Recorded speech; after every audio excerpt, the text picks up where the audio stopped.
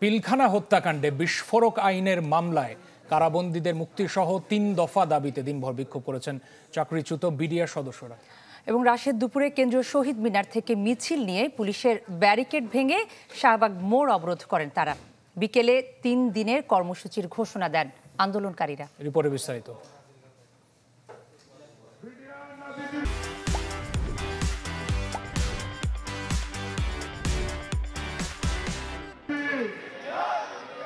বুধবার সকাল থেকে টানা ২৪ ঘন্টা, মাঝখানে নির্ঘুম রাত, যদিও তাতে হেরফের হয়নি অবস্থান কর্মসূচির।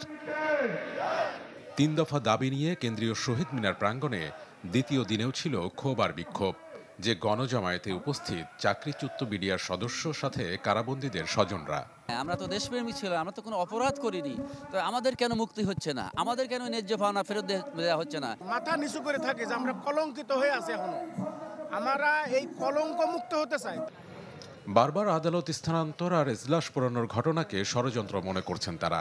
আন্দোলনে একাত্মতা প্রকাশ করে বৈষম্য বিরোধী ছাত্র আন্দোলনের সমন্বয়ক মাহিন সরকার ঘোষণা দেন পদযাত্রা শেষে শাহবাগ অবরোধের। শাহবাগ চত্বর ব্লকেডের অভিমুখে আমাদের শহীদ মিনার থেকে পদযাত্রা শুরু হবে। স্লোগান মুখর দীর্ঘ মিছিল শাহবাগে আসলে প্রথমে পুলিশের বাধার মুখে পড়ে। এরপর তারা ব্যারিকেড ভেঙে অবস্থান নেয় শাহবাগ মোড়ে। এ সময় বন্ধ থাকে যান চলাচল।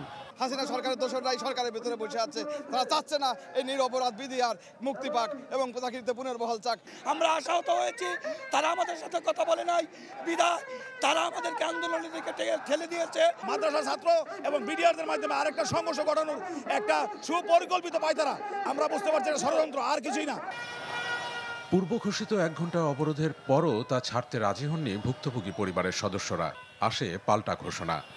আমরা 2 দিন গণসংযোগ করব, তারপর যদি সরকার না মানে তাহলে রবিবার থেকে আমাদের কর্মসূচি হবে। তো সরকার কি একটা চালাকি করলো? দেখেন আজকের কেসের তারিখটা চেঞ্জ করে দিল। আমাদের অঙ্গীকার ছিল আমরা রাজপথ ছাড়বো না জেলবন্দি ভাইদের মুক্তি না নিয়ে। পরে আলটিমেটাম দিয়ে অবরোধ তুলে নেন আন্দোলনকারীরা। হুঁশিয়ারি দেন, দাবি পূরণ না হলে দেয়া হবে কঠোর কর্মসূচি। সরকারের পক্ষ থেকে কোনো ঘোষণা না আসে, তবে সেখানে যদি কোনো অপ্রীতিকর ঘটনা ঘটে সেটির দায় সম্পূর্ণ সরকারের। এরপর শাহবাগ থেকে আবারও কেন্দ্রীয় শহীদ মিনারে গিয়ে অবস্থান কর্মসূচি পালন করেন আন্দোলনকারীরা। আমাদের দাবি, আমাদের দাবি। নীল মাহবুব, চ্যানেল 24, ঢাকা।